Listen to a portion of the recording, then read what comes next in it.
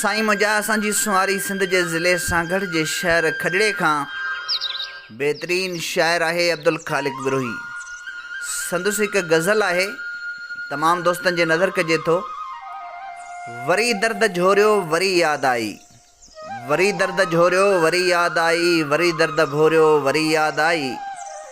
वरी रक्स कयो चंड जॾहिं, वरी रक्स कयो चंड जॾहिं, वरी सूर सोरियो वरी याद आई। वरी मींहं सावण कड़काट लातो, वरी मींहं सावण कड़काट लातो, वरी तांघ तोरियो वरी याद आई।